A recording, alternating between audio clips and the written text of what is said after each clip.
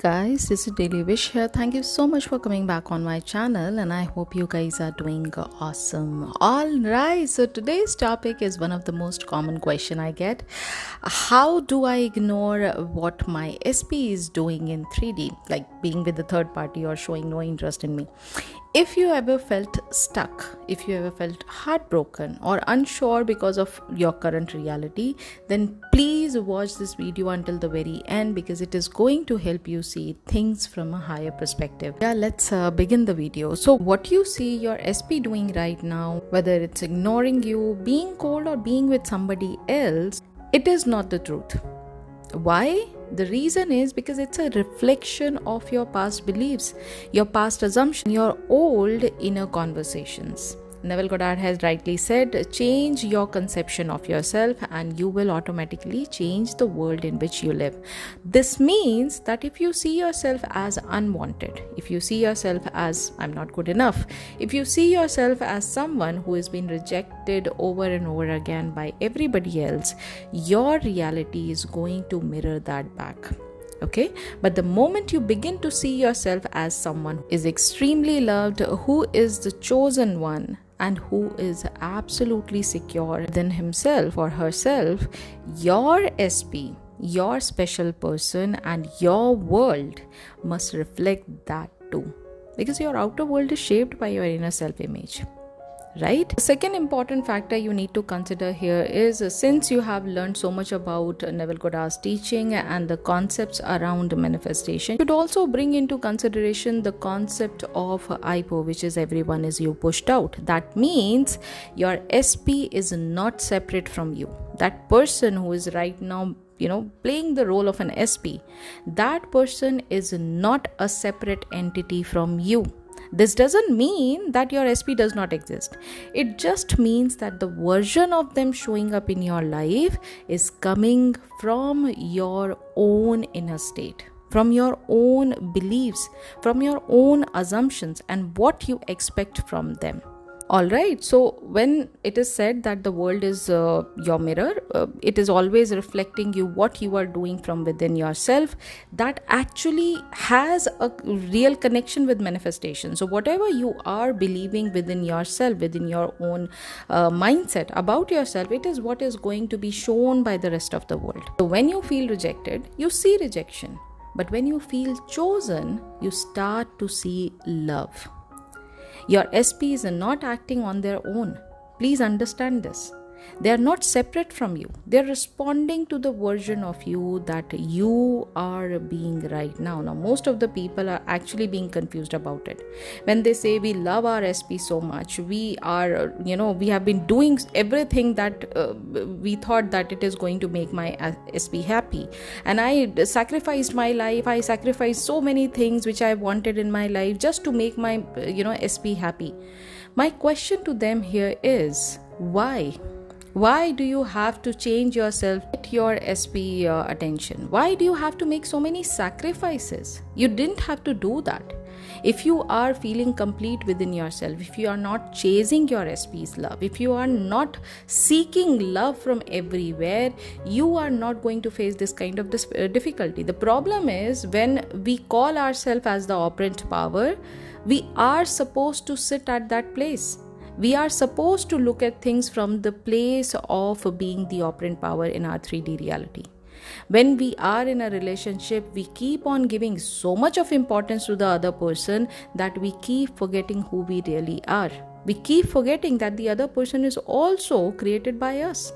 The other person is also a reflection of what we have created within our own self. This needs to change. This need to change right now. And I understand that it is very hard to believe, you're in your own imagination when 3D is playing out differently. Okay, you don't need to force belief. You don't need to convince your mind either. You might not fully believe that your SP loves you yet. That's okay. That's completely fine. Okay, because if you have any of the books from Neville Goddard, he has never ever said that you need to force your belief system. Instead, he encouraged you. In doing what? He encouraged you to persist in the feeling of wish fulfilled. To keep returning to the end result, even if your mind is protesting right now, that's okay, that's completely fine. But as long as you are being aware of the current situation, as long as you are being aware of what you want and what is not serving you, you keep on bringing your awareness to the end scene, and it is what is going to make that feeling, make that awareness, make that thought as a dominant one. And that is what is going to get manifested in the 3D later on. Right? So kindly assume the feeling of wish fulfilled and continue feeling that it is fulfilled until that which you feel objectifies itself. This means please do not worry if your mind brings up doubt. It's totally fine. Doubts are pretty normal. Okay, feeling negative at times is pretty normal. It's totally fine as long as it is not your dominant thought. In this kind of situation, what you're supposed to do, you need to remind yourself who is the operant power. It is you. Okay, you are the god of your reality. Everything is created by you in your 3D reality, right? So when you bring yourself again on that place of operant power, it is you who's taking control of the 3D. Okay, and you can take the help of any technique. Maybe you can affirm, maybe you can visualize, maybe you can do some mental scenes in the daydreaming process. Whatever you feel like doing, you can do that technique to again be back on that place, be back on that seat of operant power, because only then you will have the control of the reality that you want in your 3D. Okay, and over the time your mind will start following that as by default programming. The circumstances don't matter. What matters here is what you feel about yourself. Okay, so every time you're getting triggered by 3D, every time you feel that nothing is working out for me, just take a long deep breath and just go to the end result in your mind. Okay, and keep on repeating this process over and over again. Okay, imagine the version of your reality where your SP loves you, he adores you, where he keeps you at priority, where he is always doing things to make you happy. When you are playing this scene over and over again, of course your logical mind is going to intervene. Your logical mind is going to fight it, but still keep on going, keep on persisting gently. Okay, eventually your mind and outer world is going to catch up with this internal change. Now the next question comes, what if the 3D is showing you opposite all the time? When there is a long duration of 3D playing out the complete opposite, at what time you should be doing? And this is the hardest part. Your current reality may look like your old story, where you are feeling rejected, where your SP is not choosing you, where he is already with somebody else or she is with already somebody else, and they are not giving you that kind of importance. When these things are playing out in the 3D, you need to remind yourself again, 3D is a dead reality. It has no power of its own, and it is a delayed reflection of your past thoughts. So what you see right now is nothing but the past showing up in your 3D. Okay, not what's truly happening in your inner world right now. You need to remind yourself this. So if you are persisting in your end scene, if you are living that imaginal scene over and over again, but yet 3D is not changing, you need to keep going by telling yourself, it is all my past creation.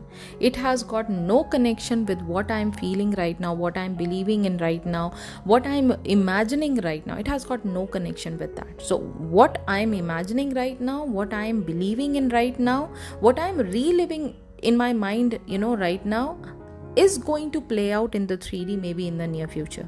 But right now what is being shown to by me in the 3D, it is coming from my past thoughts. All right, it has got nothing to do with what I'm imagining right now. There is a line by Neville Goddard which is, the present moment is not receding into the past, rather the past is receding into the future. What does this mean? So it just means that when you see something in the 3D which you don't like, just remind yourself, this is old news, this is coming from my past. Okay, you don't have to judge by appearances, because circumstances don't matter. 3D is always changeable. Okay, your job as a creator is to stay loyal to what you now assume to be true. That's your only job. All right. Now the next question comes, what if I feel bad or low? This is one of the biggest, myth which I need to break down. You cannot be happy all the time. While manifesting, yes, it is advisable to feel relaxed. It is advisable to feel happy. It is advisable to feel completely positive. But if you think about it, is not feasible, it is not practical to be happy, or to be in one state, one emotion all the time. It is not practical, it is not feasible. You don't need to force joy or pretend to feel good if you don't. It's totally fine if you're not feeling good. As long as you are assuming something beautiful, as long as you are believing in your assumption, as long as you are living in the state of knowing that yes, my desire is already done. I know I am the creator of my reality, and in that creation, I have seen my end result. I have seen my desired reality. It is what been shown to me, and it is what I'm going to get. As simple as that. When you are living in that state of knowing, okay, your assumption in that internal state of mind is extremely solid. So no matter what you feel, no matter what has been played out by the 3D in that moment, no matter how your moods are changing, it's totally fine, as long as you are believing in your assumption, as long as you are believing that yes, your imagination creates reality, as long as you are believing that yes, it is you who's the operant power of your reality. Okay, Neville Goddard has said, dare to believe in the reality of your assumption. He didn't say pretend, he said believe courageously. So yes, it's totally fine to feel your emotions. Just don't push them away, but then gently, when you are done feeling all these negative emotions or all the sad emotions, then gently return to your desired state. Then gently remind yourself what you actually want. Gently relive that moment where your imagination is playing out beautifully, where you are winning the whole scene, where you are getting what you want, right? Even if you feel sad, even if you are feeling anxious, you can still choose a different version of yourself internally. That is entirely upon you, okay? What you want to choose in that moment. All right. The next question comes, should I pretend everything is fine in that moment when 3D is completely opposite? No, the answer is a big no. Pretending feels fake, and your mind will resist that.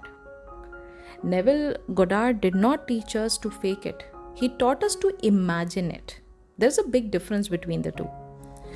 Okay, let me give you an example. Think of it like, okay, when you are hungry, you eat, right? And that satisfaction replaces the hunger. When you imagine your SP holding hand, saying, I love you, what you are feeling in that moment matters the most.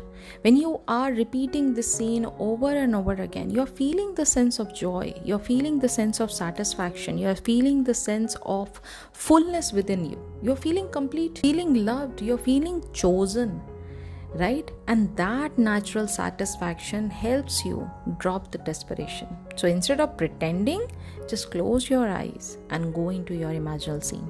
Feel what it would be like if it were already true. Then some people ask me about their physical reaction. What about anxiety? What about physical reaction? See, feeling anxious and your body is reacting, again, that's completely okay. That's your nervous system working for you. Okay, Neville Goddard never taught us to suppress that emotion, suppress that feeling. No, it was never been taught by Neville Goddard. And what did he teach us? He taught us to shift states after calming our body. He often quoted Jesus, I go to prepare a place for you.